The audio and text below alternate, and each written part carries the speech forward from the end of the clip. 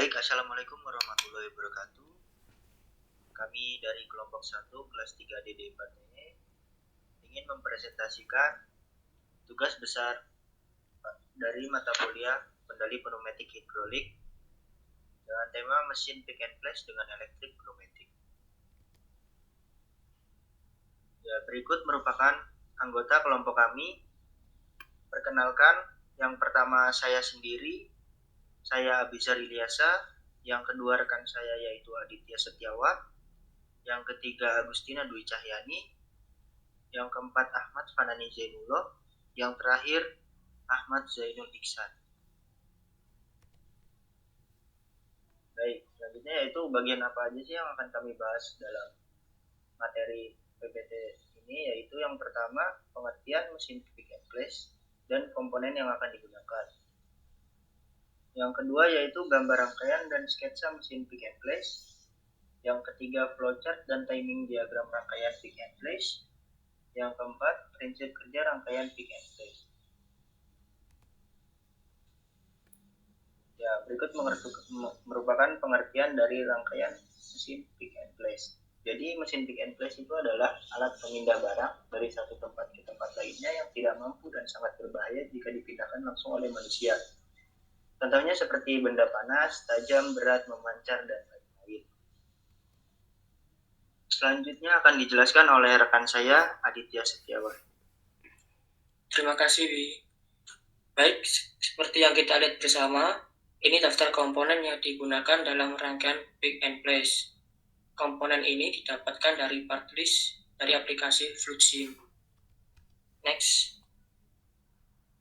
Ini adalah macam-macam komponen, antara lain yaitu ada silinder double acting sejumlah 4 buah, kemudian ada brick switch sejumlah 5 buah, lalu ada mag switch sejumlah 33 buah, lalu ada 5/NY valve ada sejumlah 3 buah, kemudian ada kompres air supply sejumlah 1 buah, lalu ada distance ruler sejumlah 3 buah, kemudian ada electrical connection 0 volt sejumlah 1 buah, kemudian ada electrical connection 24 volt sejumlah 1 buah, lalu ada push button max sejumlah 1 buah, kemudian push button brick sejumlah 1 buah, lalu ada valve solenoid sejumlah 6 buah, dan ada relay sejumlah 9 buah. Kemudian ini adalah fungsi dari rangkaian komponen-komponen pick and place, yaitu ada double acting silinder yang merupakan alat yang digunakan sebagai aktuator. Silinder jenis ini menggunakan kekuatan udara bertekanan untuk mendorong piston keluar dan mendorong piston untuk masuk ke posisi awal. Lalu ada katup kontrol arah, merupakan bagian yang berfungsi untuk mengontrol aliran sinyal udara dengan menghasilkan, membatalkan, atau mengarahkan sinyal. 5/2 berarti terdapat 5 pot dan 2 posisi pada katup kontrol arah yang digunakan. Kemudian ada push button, yaitu berfungsi untuk mengontrol on-off dari suatu rangkaian. Lalu ada relay, merupakan komponen elektromekanikal yang terdiri dari 2 bagian utama, yakni coil dan switch, yang berfungsi untuk mengendalikan dan mengalirkan listrik. Lalu ada solenoid valve, yaitu adalah katup yang digerakkan oleh energi listrik melalui solenoid, mempunyai kumparan sebagai penggeraknya, yaitu yang berfungsi sebagai katup untuk mengendalikan aliran oli yang menuju body valve. Baik, kemudian akan dilanjutkan oleh rekan saya, yaitu Fanani. Baik, terima kasih. Selanjutnya saya akan menjelaskan cara umum kerja sistem. Pada rangkaian ini cara kerjanya sama seperti rangkaian kunci. Tombol limit switch start tertekan maka kontak pada kontraktor K1 berubah posisi dari terbuka menjadi tertutup dan sebaliknya. Adapun kontaktor K1 akan tetap aktif kunci walaupun tombol S1 tidak tertekan, sehingga silinder akan tetap bergerak bergantian sesuai dengan urutannya. Silinder akan berhenti apabila tombol limit switch stop tertekan. Baik, next. Baik, di sini sudah terlihat gambar mesin pick and place yang sudah kami buat dari software SketchUp. Pada silinder 1 digunakan untuk mengambil barang pada posisi A, lalu silinder 2 digunakan untuk menjepit barang yang ada pada posisi A. Lalu selanjutnya silinder 3 digunakan untuk memindahkan barang dari posisi A ke posisi B. Baik, selanjutnya akan dijelaskan oleh rekan saya, Agustina. Untuk selanjutnya dijelaskan oleh Ahmad Zainul Ihsan. Silahkan Ahmad Zainul Ihsan. Baik, terima kasih. Di sini saya akan menjelaskan sistem cara kerja rangkaian pick and place. Dimulai dari ketika tombol start ditekan, maka kontak K1 dan K2 akan terhubung yang akan mengaktifkan solenoid 1A, sehingga akan membuat silinder 1 extend yang bertugas untuk mengambil barang. Setelah silinder 1 mencapai extend maksimal, coil K3 akan terhubung yang akan mengaktifkan solenoid 2A yang membuat silinder 2 extend.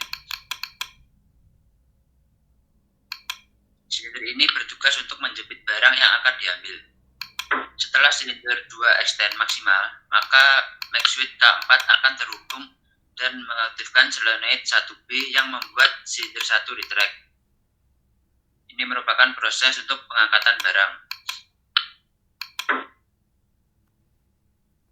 Setelah silinder 1 retract maksimal, maka mag switch K5 akan terhubung dan membuat solenoid K3 aktif, dan ini akan membuat silinder 3 extend. Proses ini merupakan penggeseran barang yang telah diambil. Setelah silinder 3 extend maksimal, maka yang akan terjadi mag switch K6 akan terhubung, sehingga hal ini akan mengaktifkan 1A, solenoid 1A, dan akan membuat silinder 1 extend. Di sini proses ini merupakan proses untuk meletakkan barang. Setelah silinder 1 mencapai extend maksimal, maka yang akan terjadi adalah mag switch K7 akan terhubung dan yang membuat solenoid 2B akan aktif, yang membuat silinder 2 retract. Hal ini merupakan proses untuk melepaskan barang yang diletakkan. Setelah mencapai retract maksimal, maka switch K8 akan terhubung yang membuat solenoid 2B aktif dan membuat silinder 1 retract. Proses selanjutnya adalah mag switch K9 akan terhubung yang akan membuat solenoid 3B aktif dan akan membuat silinder 3 retract.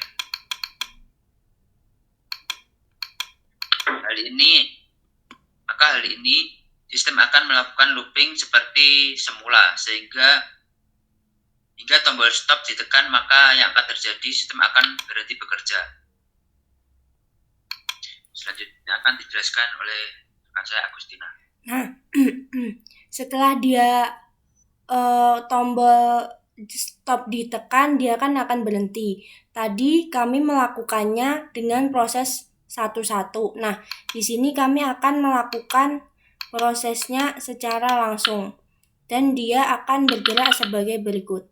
Nah, dia akan extend mengambil barang, lalu dia akan menjepit barang. Setelah itu dia akan mengangkat barang. Setelah itu barang akan digeser atau dipindahkan. Setelah itu barang akan diletakkan. Terus jepitnya terlepas untuk melepaskan barang itu. Lalu silinder 1 retract untuk kembali ke posisi selanjutnya.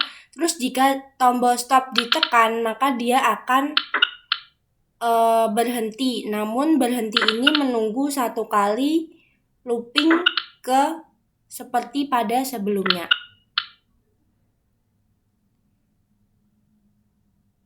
Nah, dia akan berhenti seperti. Nah, lalu sistem akan berhenti. Nah, setelah itu saya akan menjelaskan tentang flowchart dari sistem ini. Yang pertama mulai, nah ketika tombol power ditekan, sistemnya menyala. Terus kalau tombol start ditekan, jika iya maka silinder 1 akan retract, jika tidak maka sistem tidak akan bekerja. Nah, ketika silinder 1 extend, ketika silinder 1 extend maka sensor proximity A1 akan terbaca. Nah, jika sensor proximity A1 terbaca, maka silinder 2 akan extend. Ketika dia mencapai extend maksimum, maka sensor proximity B1 akan terbaca, terus silinder 1 retract. Terus setelah dia mencapai retract maksimum, maka sensor proximity A0 akan terbaca. Selanjutnya dia akan extend. Ketika dia mencapai extend maksimum, maka sensor proximity C1 akan terbaca, lalu silinder 1 akan extend. Terus setelah itu jika dia setelah mencapai extend maksimum, sensor proximity A1 terbaca, membuat silinder 2 retract. Lalu selanjutnya ketika dia sudah retract maksimum, sensor proximity B0 terbaca, silinder B1 terbaca, silinder retract.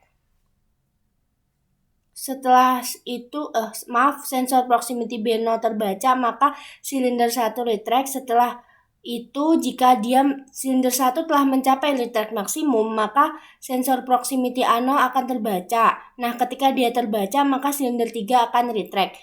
Terus selanjutnya ketika dia mencapai retract maksimum, maka sensor proximity C0 akan terbaca. Lalu dia akan melakukan looping sampai tombol stop tertekan, lalu sistem selesai. Nah, selanjutnya yang akan saya jelaskan adalah timing diagram untuk silinder. Kita lihat pada sistem.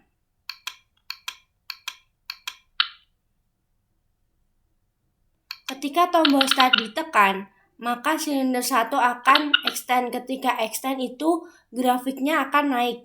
Nah, ketika dia diam, dia akan menunggu garis lurus. Terus ketika retract, dia grafiknya akan turun. Extend naik, menunggu, lalu retract dia turun. Nah,